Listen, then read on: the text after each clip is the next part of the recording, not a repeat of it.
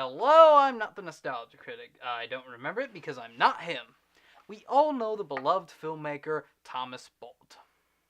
He's worked on some well-received and ambitious films such as Passion Never Stops, Dark Force Episode 4 with its prequel now on its way, and has also worked with Ryan Long on award-winning projects such as Out of Darkness and For These Eyes Only.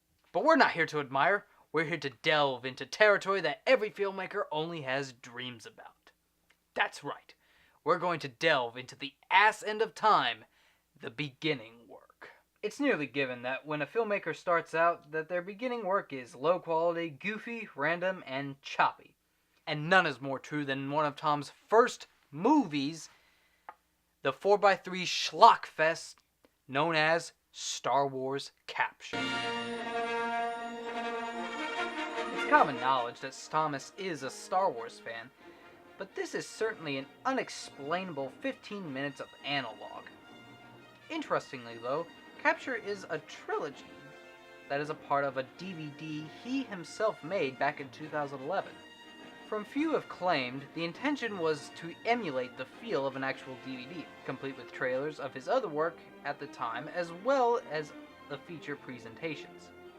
Oddly enough, this DVD is the only way to view his work at the time, as most of them were lost in a hard drive failure, so this disc, along with a few others, is the only surviving evidence to this day.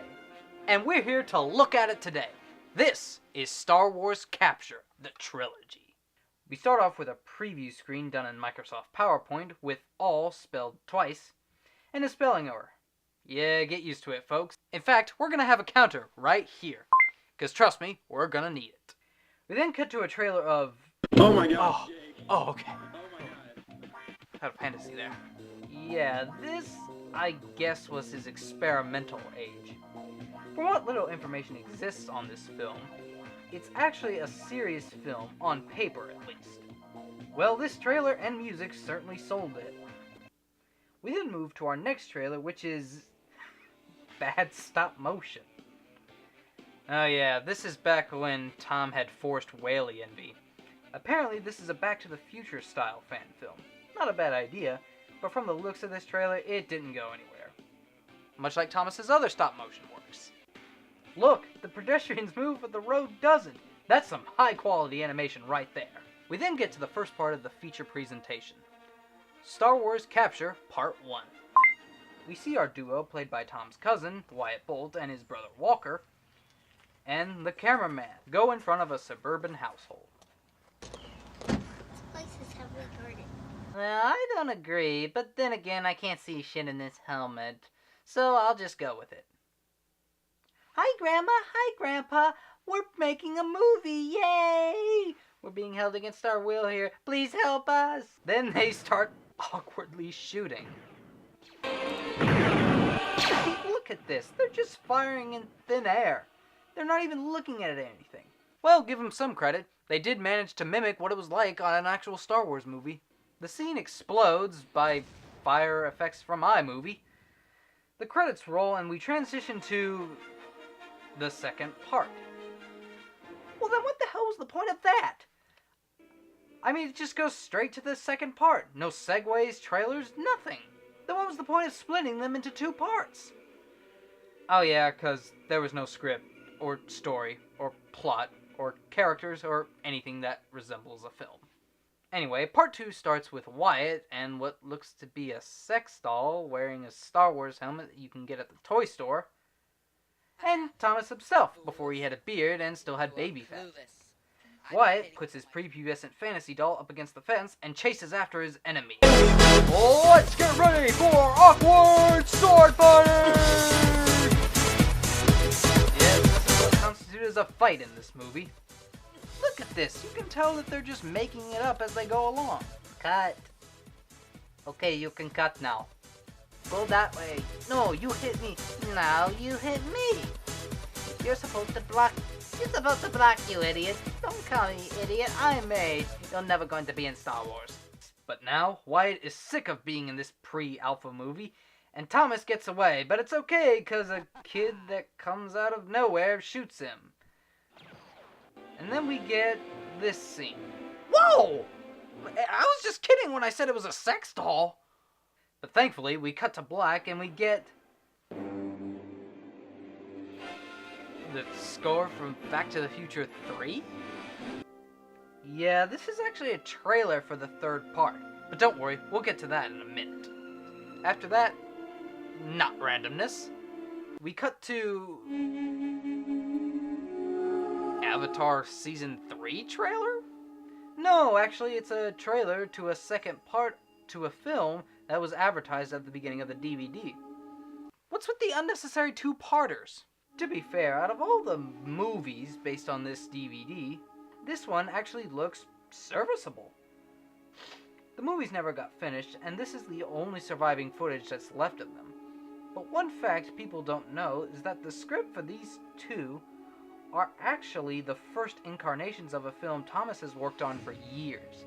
Nothing personal. Now, story elements for both films are unknown, and have likely changed with the passage of time. We'll just have to see how much has evolved if it ever gets made. Anyway, finally, we kick off the finale of this festivity with, once again, a scrolling text scroll. Holy shit, she's gonna blow!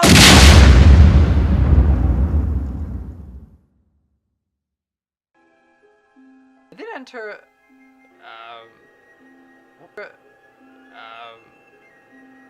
what the fuck's going on? Okay, now here's Wyatt again. So where are we going now? Hello? Random Huey Lewis song?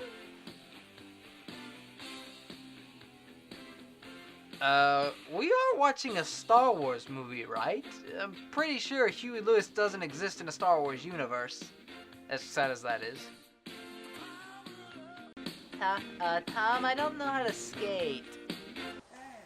Wyatt then meets up with Tom. And it's painfully obvious this was recorded in-camera audio. Even worse is that they tried to put subtitles in this. Even they have spelling mistakes. We then have Huey Lewis play us out again. We cut to a house. Establishing shot, what's that? Wyatt walks in to see Tom. Again. Okay. We're also introduced to a kid who got into his mom's makeup with a bobby pin. To be fair, though, at least he's trying to look different from all the other ones he plays. We then have a quote-unquote talk. The donor for your sister's kidney turned to have breast cancer. Why is it that every time there's a donor, it turns to have some sort of disease or cancer? Why are we working to pay all the hospital bills? I'm not sure. I don't know why we can't just find a good donor. So basically, we're supposed to care about a girl that we've never seen or heard of, and the family that has no women around, two of them played by the same actor, and the other played by a prepubescent boy, and the only reason we know their names is because we read the credits. Now, if that's not good character dilemma, I don't know what is! We then cut to another random 80s song.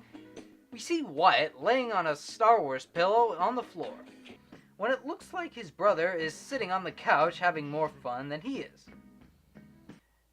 As we transition to the Avatar theme? Yeah, it's flashbacks to the previous part. Yeesh, and people make fun of J.J. Abrams for having lens flares. Sadly, it's the best part of this trilogy. Meanwhile, we cut to a Dodge Dakota with a white soda bottle on top of it, as a familiar face emerges to help Wyatt with an issue that will never be explained. My calculations are correct. When this baby hits 88 miles per hour, you're gonna see some serious shit. You know, you're really bad at that. Just because you quote a line from a famous movie doesn't mean you're clever. Anyway, a driver, that is obviously not Tom, goes and... Let's go. What? What's What's going on? That happened.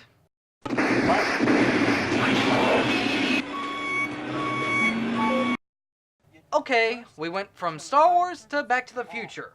Out of nowhere.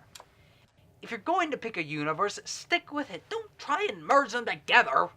Tom then shows Wyatt the Input your destination time on this keypad. the middle school science fair participant awarded project. It looks like time circuits taped to a shoebox. Oh crap, they know.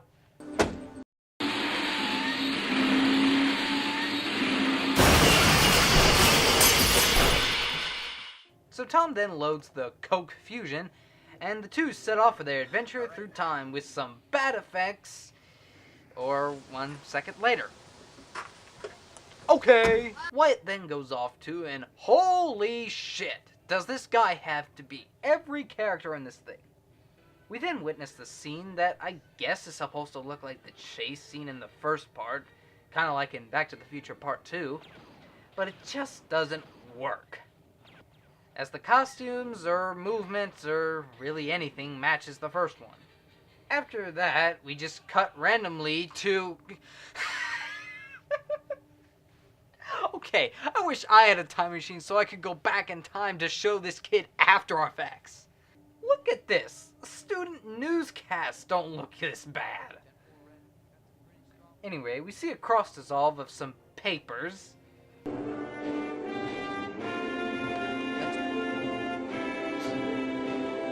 Oh, see, there's the Forrest Whaley envy.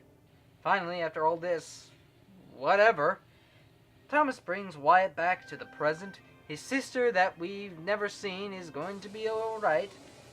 And Tom takes his granddad's Dodge Dakota and flies away in front of a badly composited green screen and Lego characters putting a cap on this whole trilogy. Play us out, Huey!